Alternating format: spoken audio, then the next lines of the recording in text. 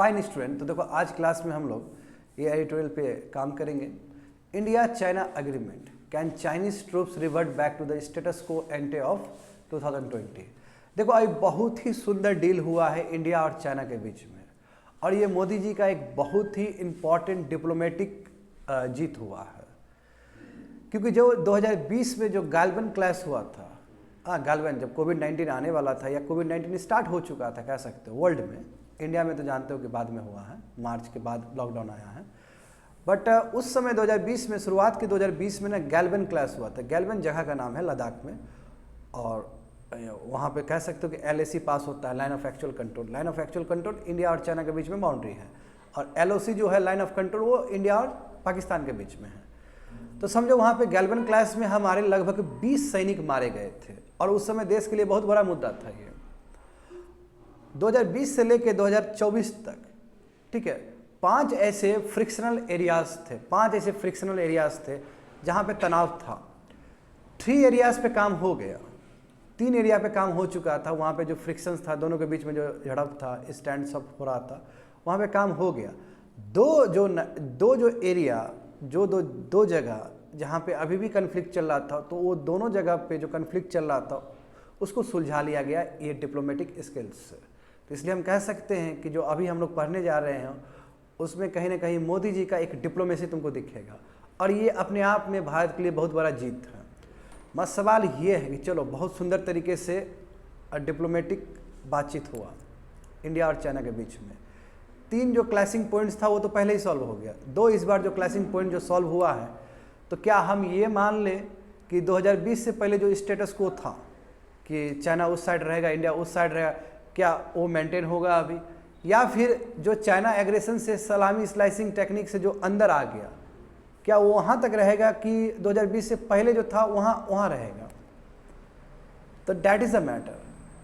अच्छी बात है कि आपने डिप्लोमेटिक तरीके से सॉल्व कर लिया, बट दिक्कत ये है या फिर मैटर ऑफ कंसर्न ये है, क्या स्टेटस को मेंटेन किया जाए, वो स्टेटस को जो 2020 से पहले प्रेजेंट था। नहीं तो जानते हो कि चाइना 1960 से ही बच्चे लोग, चाइना 1960 से ही क्या कर रहा है कि भारत के भूमि में आ रहा है, और 62 में हम देखे ही थे कि अक्साई चीन भी ले लिया हमसे, और बहुत सारा लैंड ले लिया। बात समझ पा रहे हो ना?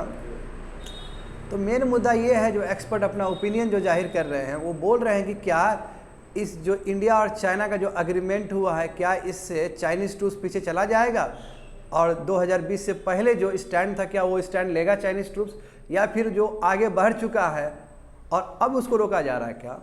यानी कि जो आगे इस सलामी स्लाइसिंग टेक्निक करके जो इंडियन टेरिटरी में घुस गया है, क्या वहाँ पे वो स्टॉप करेगा या फिर पीछे जाएगा?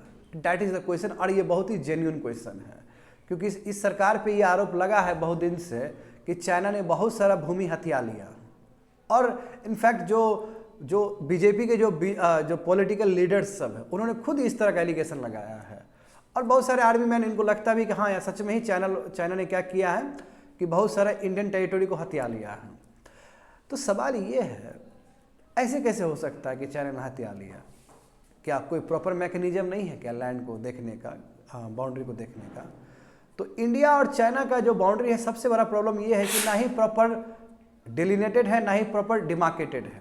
अच्छा, डिलिनेटेड का मतलब क्या होता है, डिमार्केटेड का मतलब क्या होता है? डिलिनेटेड का मतलब होता है कि ना ही प्रॉपर मैप है उसके लिए, थ्योरी, ना ही प्रॉपर मैप है उसके लिए कि इंडिया और चाइना का बाउंड्री लाइन क्या होगा, और ना ही प्रॉपर डिमार्केटेड है। डिमार्केटेड मतलब क्या, ग्राउंड लेवल पे भी डिमार्केटेड नहीं है कि ये लैंड तुम्हारा, ये लैंड मेरा है।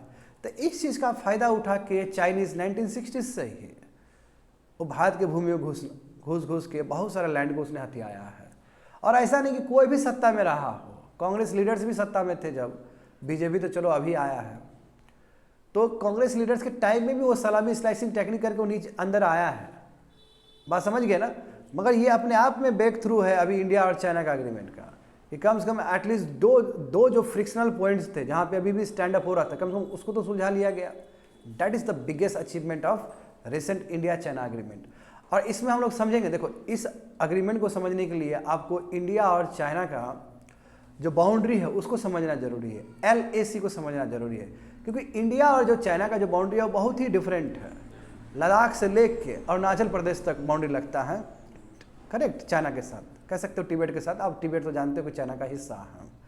तो यहाँ पे समझोगे माय डियर स्टूडेंट्स यहाँ बाउंड्री देख सकते हो, ठीक है। और नेक्स्ट पेज चले जाओगे तो सबसे फर्स्ट हम लोग बाउंड्री देखते हैं, इंडिया चाइना बॉर्डर।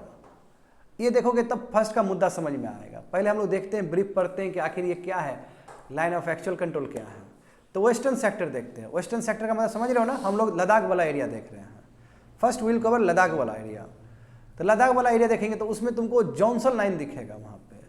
तो 1865 में देखो, फिर ऊपर चले जाओ, हाँ अच्छा नीचे में दिखाता हूँ, चलो हाँ नीचे जाओ तो मिडल सेक्टर में देखोगे इंडिया और चाइना का जो बाउंड्री है उसको तुम 3 भाग में तोड़ सकते हो। एक को वेस्टर्न सेक्टर कह सकते हो, दूसरे को मिडल सेक्टर कह सकते हो, और थर्ड ईस्टर्न सेक्टर है। जो वेस्टर्न सेक्टर है वो चाइना और लद्दाख के बीच में बाउंड्री लगता है। अब जम्मू एंड कश्मीर तो इस साइड आ गया क्योंकि 2 यूनियन टेरिटरी बन गया ना, तो इसलिए लद्दाख बोल रहे हैं हम। लद्दाख के साथ जो बाउंड्री लगता है चाइना का, वो वेस्टर्न सेक्टर का हिस्सा है। मिडल सेक्टर में क्या है, हिमाचल प्रदेश और उत्तराखंड है। और ईस्टर्न सेक्टर में क्या है, सिक्किम और अरुणाचल प्रदेश है। आया समझ में ना। तो यानी कि जो लाइन ऑफ एक्चुअल कंट्रोल है उसके अंदर 3 चीज़ है, वेस्टर्न सेक्टर है, मिडल सेक्टर है और तुम्हारा ईस्टर्न सेक्टर। ईस्टर्न सेक्टर कहाँ, कौन सा राज्य होगा भारत का शामिल, सिक्किम और अरुणाचल प्रदेश। मिडल सेक्टर में कौन सा भारत का राज्य शामिल होगा, उत्तराखंड और हिमाचल प्रदेश। वेस्टर्न सेक्टर में कौन सा भारत का लैंड इंगेज रहेगा, डेट इज लद्दाख, कश्मीर नहीं लद्दाख, क्योंकि लद्दाख अब डिफरेंट यूनियन टेरिटरीज है। पहले जम्मू एंड कश्मीर एक स्टेट था, अब जम्मू एंड कश्मीर को बाइफरकेट कर दिया। जम्मू एंड कश्मीर इस साइड आ गया, पाकिस्तान फ्रंट पाकिस्तान को जो फेस करता है, और इस साइड जो चाइना को जो फेस करता है वो अब जम्मू एंड कश्मीर नहीं है, वो लद्दाख है, लद्दाख यूनियन टेरिटरी है। समझ गए बच्चे लोग, क्लास में मैप है, मैप में भी देख सकते हो तुम। तो चलो हाँ वेस्टर्न सेक्टर देखते हैं। अब वेस्टर्न सेक्टर समझ में आ गया ना, वेस्टर्न सेक्टर का मतलब क्या है। अब देखो 1865 में एक सिविल सर्वेंट थे जिनका नाम जॉनसन था, उन्होंने सर्वे किया था और उन्होंने ही ये लाइन जॉनसन लाइन प्रपोज किया था। समझ गए ना। अब जब उन्होंने जॉनसन लाइन प्रपोज किया था तो अक्साई चिन्ह देख सकते हो, अभी पाकिस्तान अभी चाइना का वो हिस्सा है, अक्साई चिन्ह भारत को दिया गया था। समझे ना, ये अक्साई चिन्ह भारत का हिस्सा था। तो जॉनसन लाइन में यानी कि जब हम लोग, इसलिए तो हम जब इंडिया का मैप दिखाते हैं तो अक्साई चिन्ह हमारा हिस्सा में है, बात समझे ना। तो अक्साई चिन्ह को कश्मीर के रूप में रखा था क्योंकि जम्मू एंड कश्मीर उस समय अनडिवाइडेड जम्मू एंड कश्मीर, तो कश्मीर के अंदर ही अक्साई चिन्ह को डाला गया था। एंड यहीं से तुम्हारा जम्मू एंड कश्मीर और जिंजियांग प्रोविंस सेपरेट होता है। अक्साई चिन्ह ऊपर देखोगे तो जिंजियांग प्रोविंस है, वहीं जिंजियांग प्रोविंस जहाँ पे चाइना में मुस्लिम लोग रहते हैं, उइगर मुस्लिम सब रहते हैं यहाँ पे, उइगर मुस्लिम जिसके ऊपर अत्याचार कर रहा है चाइनीज लोग बहुत साल से। बात समझ में आ गया। तो यानी कहने का मतलब जॉनसन लाइन ने ये पूरी तरीके से लेजिटिमाइज कर दिया था कि अक्साई चिन्ह क्या है, भारत का हिस्सा है। हाँ, तो China has got reservation over this line and India, यानी कि चाइना बोल रहा है कि मेरा है जॉनसन लाइन, ये हम नहीं मानते हैं इस चीज़ को, अक्साई चिन्ह मेरा है। और यही तो 1962 में वो लड़के ले भी लिया हमसे। बात समझ गए ना। मैं इंडिया स्टिक है कि नो जॉनसन लाइन ही हम मानेंगे, क्योंकि उस समय ब्रिटिशर्स का राज था और इंडिया गुलाम था ब्रिटिश का। तो जो ऑफिशियल डॉक्यूमेंट है उस हिसाब से अक्साई चिन्ह मेरा है, इंडिया का स्टैंड ये है। तो इंडिया ने बहुत बार आरोप लगाया है चाइना के ऊपर कि चाइना ने ज़बरदस्ती समझे इलीगल तरीके से अक्साई चिन्ह को अपने ओर लिया है, सलामी स्लाइसिंग टेक्निक करके आस्ते आस्ते जमीन करते करते अक्साई चिन्ह को ले लिया है। तो 1962 का जो वार था, याद करो पंडित नेहरू जी थे उस समय, ये दोनों के बीच में बहुत बड़ा युद्ध चला था इंडिया और चाइना के बीच में, और उसके बाद तो अक्साई चिन्ह उसने पूरा ले ही लिया।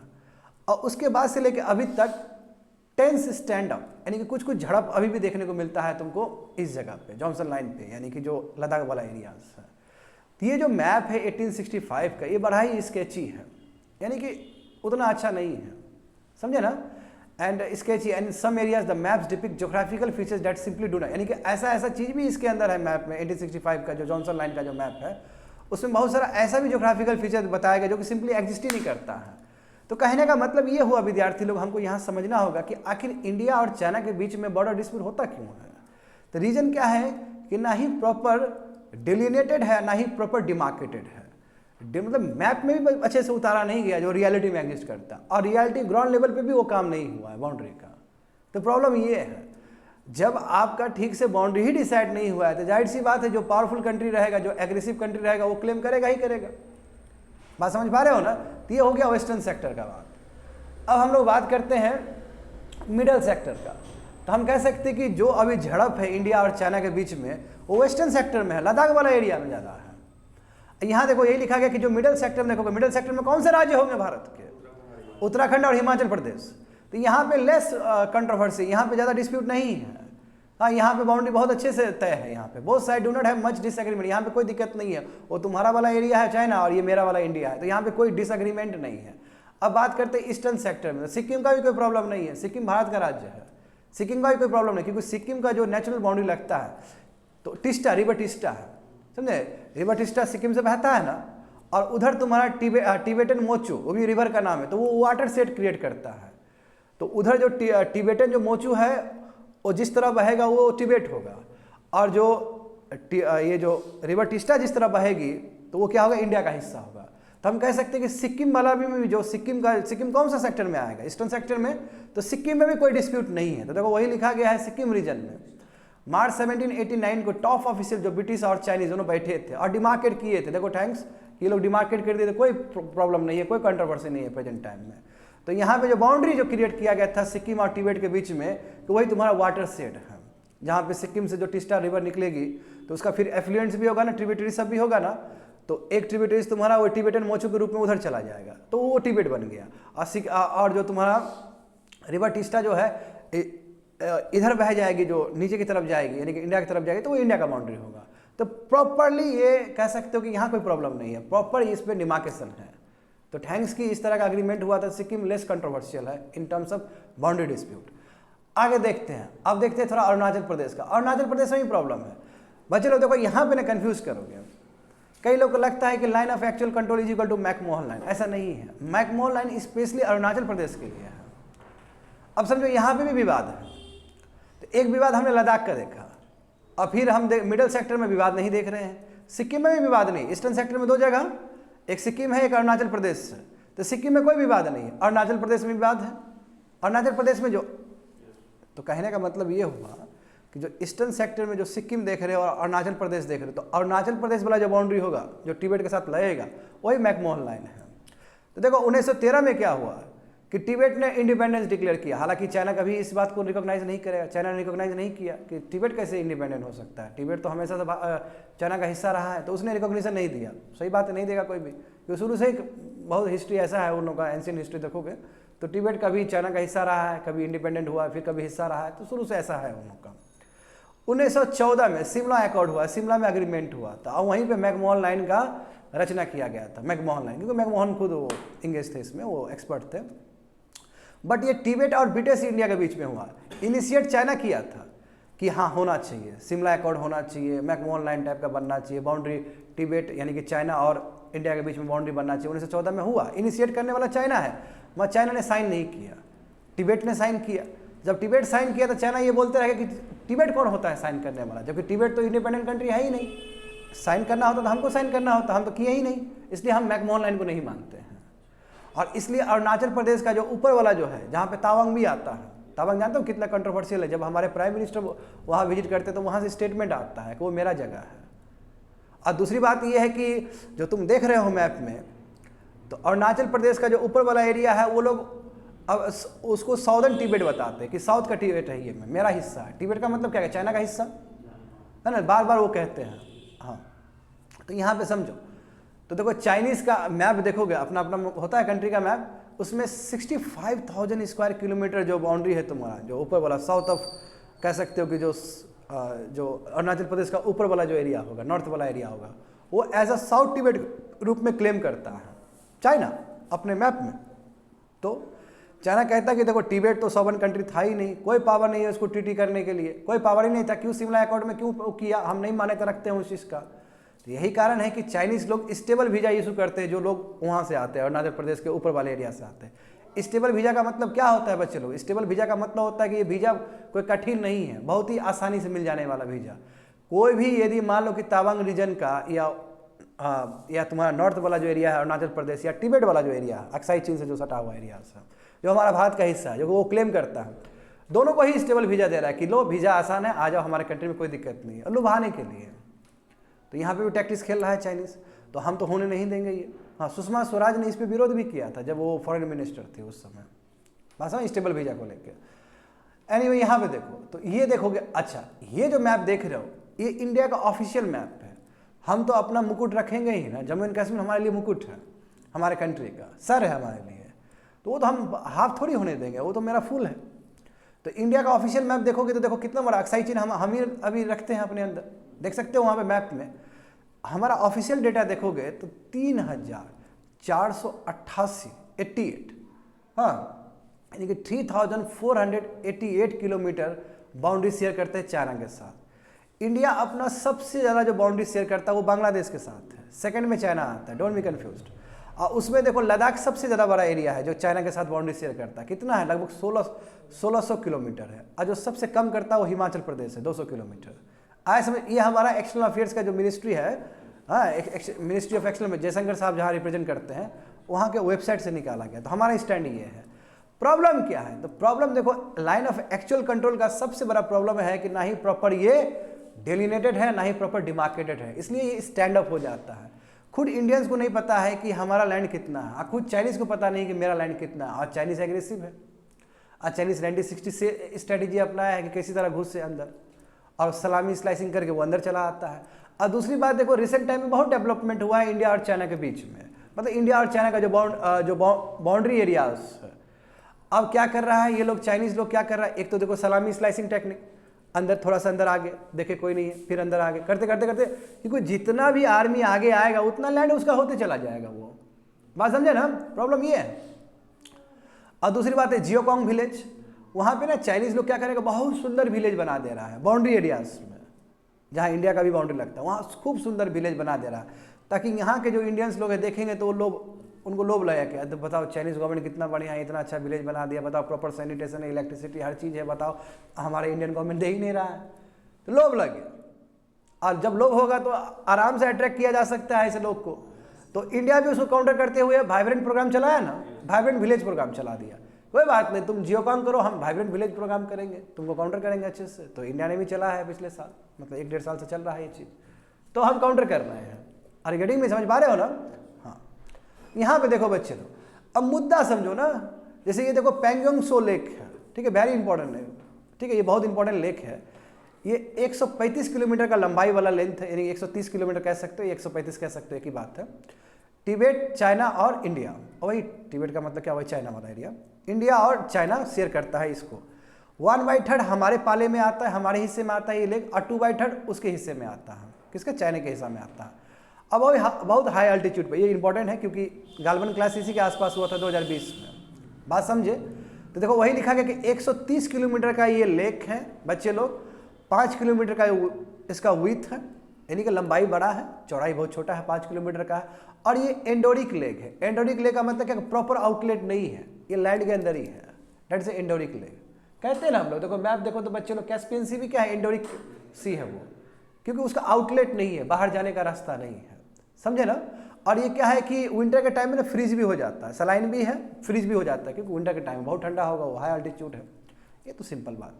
अब यहाँ पे देखो, ये जो दूसरा मैप है तुमको बहुत कुछ बताएगा। लाइन ऑफ कंट्रोल, LOC देखो, LOC POK बोलते हैं ना हम लोग, कश्मीर, वो हथिया लिया पाकिस्तान ने, काराकोरम रेंज वहीं पे चला जाएगा, जो हमारा जो K2 है सबसे बड़ा जो माउंटेन है वो उस तरफ चला गया, POK एरिया में चला गया। जम्मू एंड कश्मीर देखो, जम्मू एंड कश्मीर कहोगे इस साइड है और लद्दाख उस साइड है। अक्साई चीन ले लिया ना पाकिस्तान और चाइना ने 1962 के वार में, दिख रहा है बच्चे लोग वहाँ पे। तो अब देखोगे तो लाइन ऑफ एक्चुअल कंट्रोल क्या है कि अक्साई चीन उधर चला गया, चाइना की तरफ चला गया। और उतना ही नहीं, एक रेड कलर तुमको दिख रहा होगा वहाँ पे, territory ceded by Pakistan to China. बताओ, गजब बात हो गया ना। पाकिस्तान के अंदर वो लैंड था, उसने चाइना को दे दिया। बात समझ रहे हो बात को ना। पाकिस्तान का अपना जो लैंड है, अपना लैंड क्या है, वो हमारा ही लैंड था, वो कश्मीर का लैंड था, उसने क्या किया, पाकिस्तान ने क्या किया, चाइना को दे दिया। तो देखो ऊपर रेड कलर का, और देखो वहाँ से तुम्हारा जिंजियांग प्रोविंस मैच कर जाएगा। ऊपर जो चाइना का प्रोविंस देखो वो जिंजियांग प्रोविंस है, जहाँ पे उइगर मुस्लिम रहते हैं। तो बचा क्या, इतना ही बचा। और उसके बावजूद भी और हमारा जो लद्दाख वाला एरिया है उसमें सलामी स्लाइसिंग करके वो और भी अंदर आना चाह रहा है, और इसलिए गैलवन क्लास हुआ था 2020 में, समझ पाए। हाँ, अब देखो नीचे देखो, इसमें फिगर बहुत समझना है। देखो ये गैलवन देखो, यहाँ पे समझ में आ जाएगा बहुत अच्छे से। गैलवन वैली दिख रहा है, नुब्रा वैली दिख रहा होगा तुम लोग को। अक्साई चीन तो चाइना ने ऑक्युपाई कर लिया है ना, वहाँ पे DBO रोड है जो भारत बना रहा था, ठीक है। देखो गालवान वैली दिख रहा है, वहीं पे क्लैश हुआ है, वहीं पे हमारे 20 सैनिक मारे गए थे। हाँ, पैंगोंग लेक दिख रहा है ना, जो कि 2/3 पार्ट तुम्हारा उधर चाइना का हिस्सा में, वही तिब्बत ऑटोनोमस रीजन है तुम्हारा चाइना का, वो उस तरफ चला जाएगा। डेमचोक, याद करना ये डेमचोक, क्योंकि डेमचोक में भी स्टैंड अप हो रहा था, दोनों के बीच में झड़प हो रहा था। 5 कन्फ्लिक्टिंग एरियाज था ना 2020 के बाद अभी भी, तो 3 में तो पहले ही सुलझ गया। अभी तो जो दो सुलझा है अभी सरकार के एग्रीमेंट के वजह से, डिप्लोमेटिक स्किल के वजह से, दो जो अभी सुलझा है उसमें एक डेमचोक भी है, बात समझे, उसमें डेमचोक भी है। और 3 जो सुलझा था तो उसमें एक जगह तुम्हारा पैंगोंग भी था, ठीक है, एक गालवान भी था और एक और भी था, मैं नाम भूल रहा हूँ। वो 3 पहले ही सुलझ गया था, वो अपने आप सुलझ गया था। मत 2 जो जहाँ पे अभी भी झड़प हो रहा था, अभी भी टेरिटरी को लेकर अभी भी प्रॉब्लम था, तो उसमें एक डेमचोक भी है। डेमचोक अभी आएगा नाम, तो समझ लो यहाँ पे डेमचोक, समझ गए ये चीज़।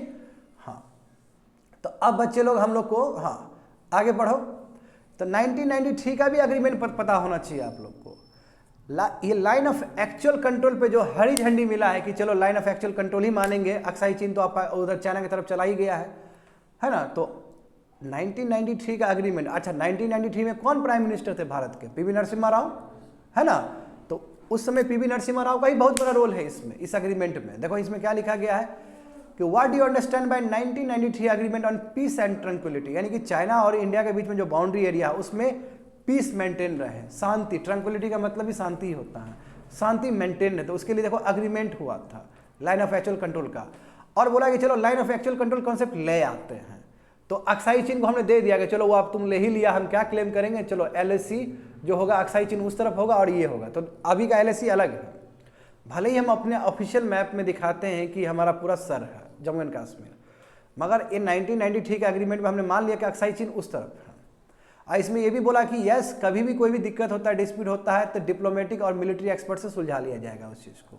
It call for creating a group of diplomatic and military expert for resolution of differences between the 2 sides. समझ गए, यानी कि लाइन ऑफ एक्चुअल कंट्रोल में कोई प्रॉब्लम होता है तो हम लोग डिप्लोमेटिक स्किल्स से, मिलिट्री स्किल्स से, मिलिट्री एक्सपर्ट को बुला के हम लोग सॉल्व करेंगे। अब देखो ये बहुत बड़ा ब्रेक थ्रू था पीवी नरसिम्हा राव का। मैं कहूँगा कि one of the greatest achievement है 1993 का ये एग्रीमेंट, क्योंकि उसके बाद देखोगे 1993 से लेकर अभी तक देखोगे तो इसमें ये 1993 का एग्रीमेंट ही है जिसमें कहा गया कि कोई बंदूक पिस्तौल यूज़ नहीं कर सकता है। आप बहुत ज़्यादा कर सकते हो तो आप स्टैंड ऑफ कर सकते हो। स्टैंड ऑफ का मतलब क्या होता है? हाथ से मार सकते हो एक दूसरे से, इसमें वेपन्स यूज़ नहीं करना है। यदि वेपन्स यूज़ करने का बात होता तो फिर बहुत बड़ा युद्ध हो जाता वो। तो thanks to the PV Narasimha Rao और ये 1993 का एग्रीमेंट कि जहाँ पे वेपन सबको हटाने का बात है कि वेपन्स यूज़ नहीं हो सकता, मैक्सिमम हो सकता है थोड़ा स्टैंड अप हो सकता है, झड़प हो सकता है, बात समझे। तो एग्रीमेंट में वही बोला कि यस हम फोर्स का यूज़ नहीं करेंगे बाउंड्री डिस्प्यूट को सॉल्व करने के लिए, समझ गए ना।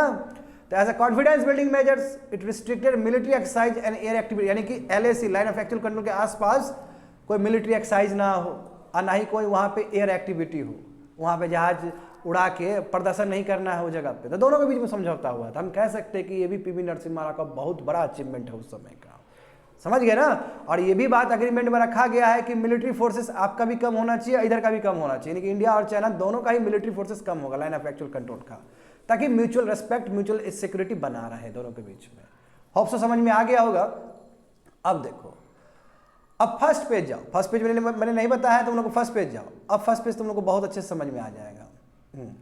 तो India and China reach an agreement on patrolling arrangement, समझ गए ना। तो इंडिया और चाइना ने अब अग्रीमेंट कर लिया फाइनली कि जो भी लाइन ऑफ एक्चुअल कंट्रोल में जो भी मिलिट्री स्टैंड अप हो रहा था, झड़प जो हो रहे थे, और 2 जगह जो हो रहे थे, 5 जगह हो रहे थे, 3 तो सॉल्व हो गया, 2 जगह जो हो रहे थे उसको भी हम सॉल्व कर रहे हैं। देखो मेजर ब्रेक थ्रू है ये, वही जो फ्रिक्शन पॉइंट्स था तुम्हारा डेमचोक दिखा चुके हैं ना मैप में, और देपसंग भी तुम्हारा लद्दाख वाला एरिया, ऊपर वाला एरिया में आएगा, कहीं पे लाई करता हो। तो डेमचोक और देपसंग ये दोनों एरिया में जो स्टैंड अप हो रहा था यहाँ पे भी अब स्टॉप हो गया। तो ईस्टर्न लद्दाख में देखो वही there was a statement over 2 remaining friction, वही यही 2 पॉइंट था वही ईस्टर्न लद्दाख में नीचे, और जो ईस्टर्न लद्दाख जो है पेंगसंग लोग से थोड़ा नीचे वाला जो एरिया दिखाए थे, डेमचोक और देपसंग में 2020 से ही चल रहा था। हालांकि 5 एरिया में चल रहा था, मैं बार बार रिपीट कर रहा हूँ, 5 एरिया में चल रहा था, 3 एरिया में सॉल्व हो गया, ये 2 एरिया में अभी भी कंटिन्यू था। मैं ये 2 जो एरिया है डेमचोक और देपसंग में अब खत्म हो गया, ये भी खत्म हो जाएगा thanks to this kind of agreement. देखो वही लिखा गया कि गालवन क्लास के बाद 2020 के क्लास के बाद both the sides accepted buffer zone in some areas of dispute and denied the military their normal patrolling troops. The present agreement pertains to solving the, यानी कि जो अभी का जो बात है क्या है तुम्हारा डेमचोक और देपसंग का बात है। गालवान क्लास के बाद जहाँ पे हमारे 20 सैनिक शहीद हो गए थे, ये देश का बहुत बड़ा क्षति था विद्यार्थी लोग आफ्टर पुलवामा अटैक। तो हम कह सकते हैं कि ये मेजर ब्रेक थ्रू है, क्योंकि अब दोनों ने ही स्टैंड ले लिया कि चलो भाई तुम उधर पेट्रोलिंग करो, हम इधर पेट्रोलिंग करते हैं, और बीच का जो एरिया है वो छोड़ देते हैं। मगर सबसे बड़ा सवाल ये है अभी भी स्टिल एक्सपर्ट के द्वारा, क्या चाइनीज़ मान गया 2020 से पहले जो था चाइनीज़ का जो ऑक्यूपेशन, क्या वहीं तक रहेगा कि चाइनीज़ ने जो हथियार लिया अब यहाँ पे आके बोला है कि हम अब स्टेटस को मेंटेन कर रहे हैं? यानी कहने का मतलब ये हुआ, क्या चाइनीज़ लोग जो अंदर घुस गया था क्या फिर पीछे जाएगा वो? क्योंकि 2020 के बाद तो फिर अंदर घुसा है वो। अच्छा 2020 में जो ये जो गालवन क्लास हुआ घुसने की वजह से ही तो हुआ था ये, तो सवाल ये है। तो यहाँ देखोगे द क्वेश्चन वही है, क्वेश्चन ये है क्या PLA would revert to position, यानी कि जो एग्रीमेंट हुआ है अभी चाइना के साथ, क्या पोजीशन बदल जाएगा जो 2020 से पहले था? यानी 2020 से पहले जो पोजीशन था क्या वो पोजीशन रहेगा? क्या हम लोग स्टेटस को एंटी मेंटेन करेंगे? स्टेटस को मतलब जो पहले स्टेटस को था क्या वो मेंटेन करेंगे, या फिर दूसरा होगा? चाइनीज आगे बढ़ चुका है, क्या अब बोला है कि अब आगे नहीं बढ़ेंगे? तो क्या होने वाला है स्टैंड? That's important thing. तो अप्रैल 2020 के बाद देखो चाइना सडनली ट्रांसग्रेट्स अलग, देखो वो आया ना जी 2020 के बाद चाइना और अंदर लाइन ऑफ एक्चुअल कंट्रोल और अंदर आने लगा, समझे ना? हमारे 20 सोल्जर मारे गए गालवन क्लास में जो बोले हैं, despite steps to avoid further violence now. उसके बाद भी 5 फ्रिक्शन पॉइंट रहा ही है, चलो 3 फ्रिक्शन पॉइंट को सॉल्व कर लिया गया इस बार, थैंक यू कि 2 फ्रिक्शन पॉइंट भी हो गया। बट सबसे बड़ा सवाल ये है कि क्या चाइनीज़ पीछे जाएगा जैसे 2020 से पीछे पहले था?